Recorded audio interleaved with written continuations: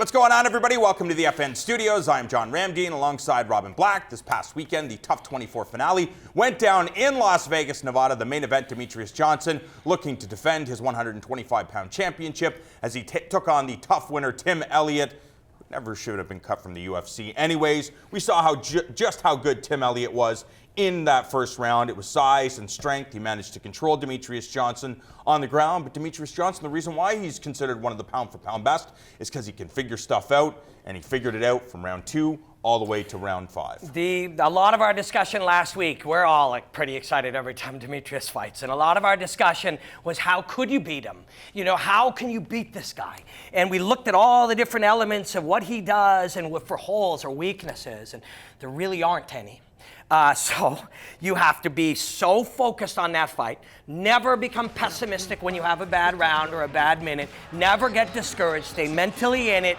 Try to force a mistake, or if one pops up, be there to take advantage of it and stay in that fight right till the end. And Tim Elliott deserves all the accolades for doing all of that. Everything that needed to be done, including hurting him with the hook in the first. And he was still dominated 49-46. He should be proud of that fight forever because that was a beautiful performance and everybody wants to see him fight from now on, and they should have thought that in the first place. We were huge fans, and you were one of the guys completely flabbergasted that he was cut originally.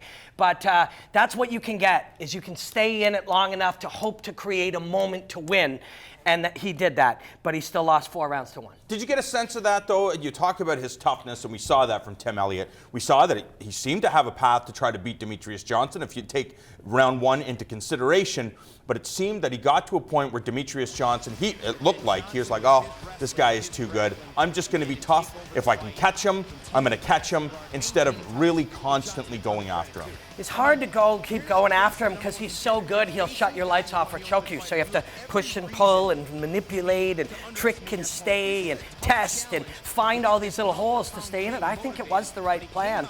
But you also are trying to figure out how to make the advantages work. So you're really a bantamweight, so you make the extra weight cut, now you have size and strength on him. But by round 4 and 5 with a guy who's pushing with the acceleration and speed and pace that Demetrius, you won't be quite as fresh in rounds 4 and 5. And if you've only won 1 of those 3, now you got to really go after it.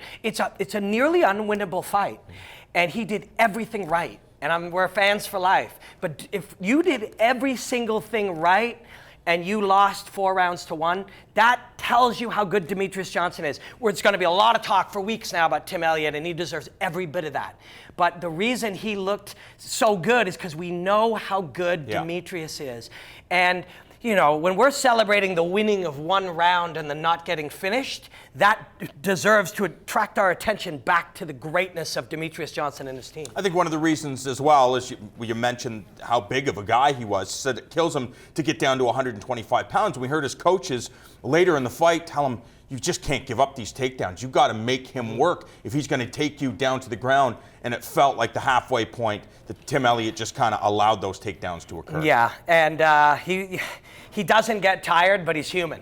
You know what I mean? He's mentally good, but he's human. He's a great fighter, man. And he'll get a couple more laps and fight Joseph or fight Henry or fight some of the top guys again, the ones that he has, and he'll work his way back. Or at 135, let's see him work his way up and see how he does against the top guys there. He's a great fighter.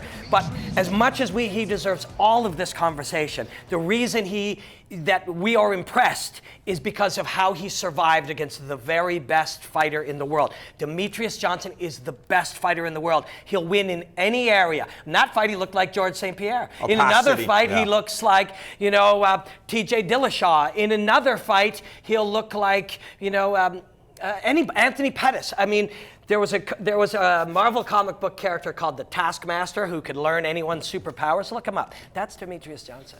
Demetrius Johnson, one of his biggest weapons on Saturday night was his passing game. Once Tim Elliott was on the ground, he was not content in just staying in his guard. It was constantly passing to either side, making Tim Elliott work, exhausting this guy. It just didn't feel like he inflicted the damage he could have. Yeah, the passing, he weaponized the passing game. You know? Yeah. Like you took passing, which is just a thing to move from your guard to it, and he weaponized it. He made it an offensive tool, one that fatigues you or hurts you or traps you. And he went after that straight armbar, that kimura, the choke, made him fight his way out of the crucifix. Tim Elliott really gutted that out, and that's what this fight will be remembered for. But I'm glad that you really paid close attention and pointed attention to that passing game, because passing isn't an offensive weapon, or is it?